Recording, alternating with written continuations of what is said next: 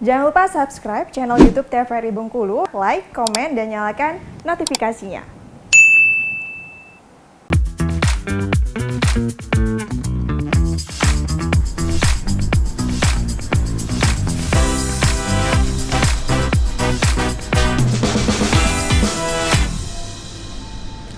Assalamualaikum warahmatullahi wabarakatuh. Salam jumpa pemirsa TVRI Bengkulu. Jumpa kembali bersama saya Agnes Ramadhani dalam acara Opini Obrolan Pagi ini.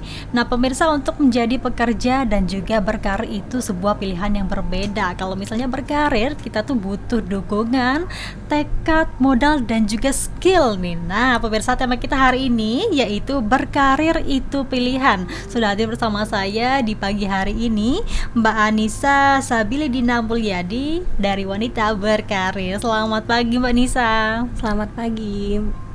Gimana kabarnya Mbak? Alhamdulillah baik. Alhamdulillah baik. Mbak, sebenarnya kalau dari tema kita nih ya, berkarir itu pilihan. Jadi wanita karir itu gimana sih Mbak rasanya? Seneng, pastinya seneng. Seneng ya. Emangnya karir Mbak ini apa aja sih? Kalau dibilang sih untuk sekarang, untuk saat ini punya outlet kebab sama IO. Sama IO, Iya. dua hal itu berarti ya. Emangnya waktu itu apa sih Mbak yang awal mulanya ya, kenapa Mbak memutuskan untuk buat kebab dan juga membuat IO tadi ya? Kalau dibilang sih ini sebenarnya mulai dari 4 tahun yang lalu. Awal mulanya itu karena pengen punya usaha sendiri, yang pengennya punya brand sendiri. Kalau dibilang untuk berusaha, sebenarnya aku nggak baru-baru ini, tapi udah dimulai dari SMA, itu udah mulai jualan-jualan gitu kan. Nah terus kayak merasa bosan jadi reseller, menjualkan barang orang kan. Nah kayak gimana caranya pengen punya brand sendiri. Itu sih awal mula pemicu pengen punya outlet kebab sendiri gitu. Dan pengennya juga nggak pengen franchise, pengen punya brand sendiri. Terus juga ngelihat pasar di Bengkulu waktu itu 4 tahun yang lalu itu bisa dibilang kebab itu masih sedikit di Bengkulu. Gimana caranya bisa buat outlet kebab di Bengkulu, brand sendiri dengan harganya yang pastinya terjangkau ya. Pada saat itu kan aku juga masih anak kuliahan, jadi bisa dijangkau dengan anak kuliahan. Terus harga dengan rasanya pun tidak kalah, maksudnya bisa dibilang kebab yang premium kayak gitu. Berarti waktu itu memulai berbisnis kebab ini dan juga IO ini dari awal masih kuliah berarti ya? Kalau untuk kebab pas aku S2 sih, kuliah waktu S2 gitu. Emangnya Mbak bisa Mbak bagi waktu antara berbisnis dan juga ini ya berkuliah ya? Iya, sebenarnya kalau waktu ngambil master itu kan kuliahnya cuma beberapa hari aja, cuma 2 hari. Nah jadi kayak ngapain ya aktivitas lainnya kayak gitu kan. Selain awalnya waktu awal-awal pertama kuliah tahun pertama itu sering berorganisasi, jadi kayak mikir harus buat sesuatu nih gitu. Terus juga awal mulanya itu karena waktu tamat S1, waktu sarjana itu kayak FOMO ya, ikut-ikutan temen itu daftar-daftar kerja kayak gitu. Terus pernah ikut job fair gitu kan. Kayak satu posisi itu amplop coklat itu banyak banget. Nah dari situ kayak mikir, sesusah itu kah cari kerja? Terus kayak mikir lagi, sebenarnya cari kerja atau cari uang gitu sih. Kalau misalnya cuma cari kerja tapi uangnya sedikit, itu kan kayak nggak balance juga dengan kebutuhan hidup juga kan.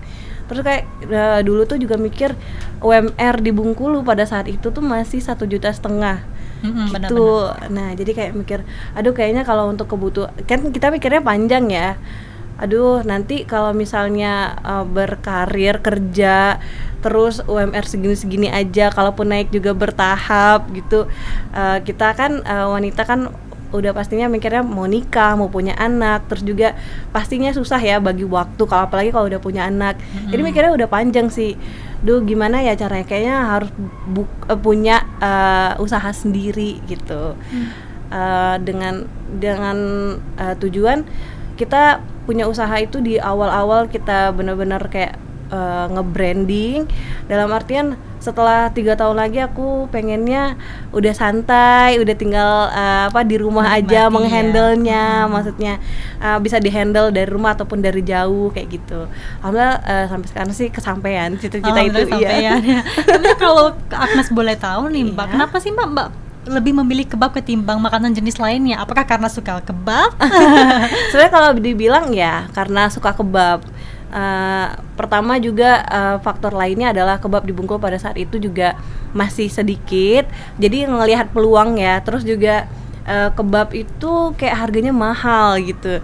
Gimana caranya ya kita tuh bisa jual kebab yang premium, yang enak itu dengan harga yang terjangkau gitu awal mulanya. Yang murah gitu. Iya. Tapi memang kalau misalnya kita berbisnis itu kan juga lihat peluang ya Mbak ya, pasarannya gitu kan.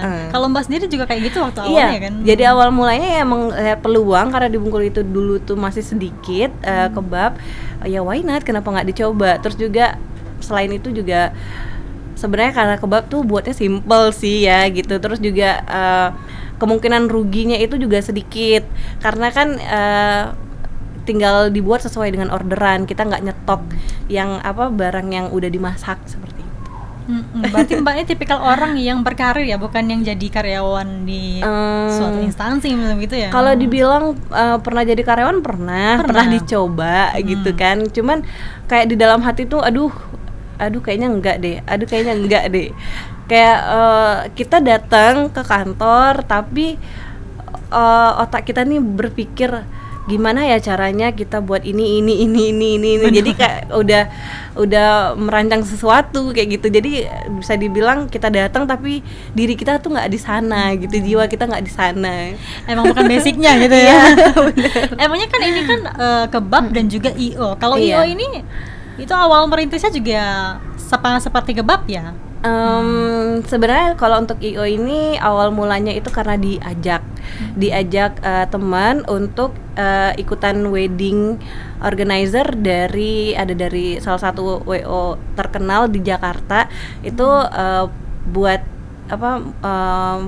acara di sini untuk WO di sini, terus butuh freelance awal mulanya gitu.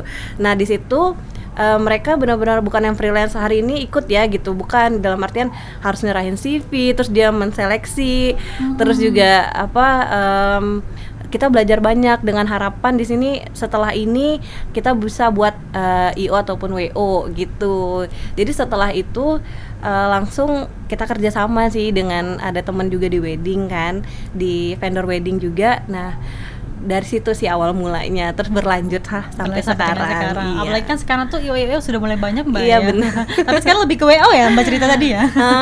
Iya, jadi kalau dibilang sih sebenarnya konsepnya IO, cuman memang lebih banyak klien wedding sih. Emangnya pernah ada kegiatan apa aja Mbak di IO Mbak sendiri? Lebih ke wedding sama ada beberapa event gathering sama lebih ke seperti menarik member sesuatu brand skincare gitu. Ya pernah lah. Kalau di IO Mbak ini sebagai apa sih emangnya? Aku sebagai stage manager. Iya yang bagian mengarrange semuanya lah. Nah ini kan pasti kan ngehandle semua orang gitu kan dengan pemikiran yang berbeda itu kan susah banget. Benar ya Mbak. banget. Ya gimana tuh Mbak ngatasinya? Sebenarnya semuanya pasti bisa dikomunikasikan ya. Jadi mau seribet apapun kalau bisa kita komunikasikan dengan baik ya pasti bisa dihandle dengan baik. Berarti sembari kebab, sembari IO. Iya benar. Banyak juga kegiatannya ya. Kalau dibilang banyak tuh sebenarnya enggak sih, lebih banyak nganggurnya kalau dibilang karena kan kita nggak kerja sendiri, kita kan punya tim gitu kan. Kalau misalnya semuanya mau dihandle sendiri, iya baru kita kewalahan gitu. Benar-benar. Apalagi kan 2 tahun belakang itu kan COVID Mbak ya. Iya benar. Berarti kan struggle banget ya kan. Iya benar, lumayan. Cuman kita alhamdulillah bisa survive sih.